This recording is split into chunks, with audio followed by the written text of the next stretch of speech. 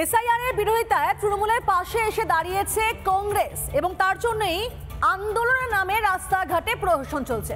আসলে প্রকৃতপক্ষে কংগ্রেস মনে ভুলে গেছে তাদের ইতিহাসটা। শতাব্দী প্রাচীন এই দলটা ভুলে গেছে যে এর আগেও কিন্তু বহুবার এসআইআর হয়েছে।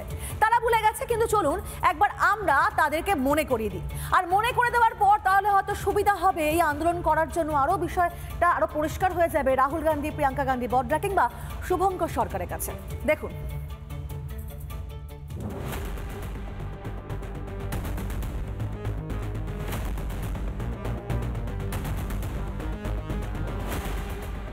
এসআইআর নতুন কিছু নয়।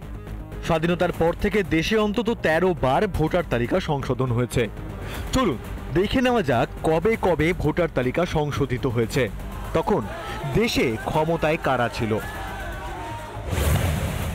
এসআইআর এর ইতিহাস।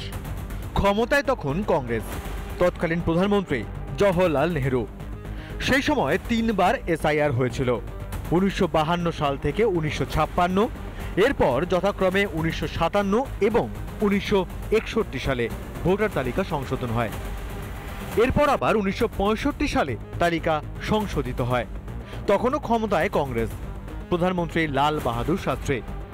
1966 সালে প্রধানমন্ত্রী ইন্দিরা গান্ধীর আমলে এসআইআর হয়। বলাই বাহুল্য যে তখনও ক্ষমতায় ছিল কংগ্রেস। কংগ্রেসের প্রধানমন্ত্রী রাজীব গান্ধীর আমলে 1984 সালে একবার তালিকা সংশোধন হয়। পরে 1987 থেকে 1989 সাল পর্যন্ত এসআইআর চলেছিল। কংগ্রেস আমলে প্রধানমন্ত্রী নরসিমহা রাও। 1992 সাল, 1993 সাল এবং 1995 সালে ভোটার তালিকা সংশোধন করা হয়েছিল। আসলে দেশের মানুষ মুখ ফিরিয়েছে, রাজনীতিতেও ক্রমশ গুরুত্ব হারাচ্ছে কংগ্রেস। তাই বিরোধিতার জন্য বিরোধিতা, পথে নামা, আন্দোলনের নাটক করা। কংগ্রেস নিজেদের অতীত ভুলেছে, খোঁচা বিজেপির। যে নেতাটির নেতৃত্বে কংগ্রেস চলছে উনি বুঝে গেছেন ওনারা প্রধানমন্ত্রী হওয়া জীবনে হবে না। ফলে যদি এইভাবে ঘেটে ঘুটে দেওয়া যায়, সাংবাদিক সম্মেলন করা হচ্ছে, নির্বাচন কমিশনের এই অফিসারদের রেখে দেখে নেবো, তাকে দেখে নেবো, এ কোথাও একটা হুমকি সংস্কৃতি এবং নির্বাচন কমিশন গিয়ে ঘেরাও করব, সব মিলিয়ে পরিষ্কার তারা বুঝে গেছে যে জীবনে আর ক্ষমতায় আসতে হবে না। বিরোধীদের কথায় আর ভুলছে না দেশবাসী। প্রশ্নের মুখে ইন্ডি জোটের বিশ্বাসযোগ্যতা। আসলে জনতা সত্যিটা বুঝতে পারছে, তাই কংগ্রেসের গায়ে এত জ্বালা।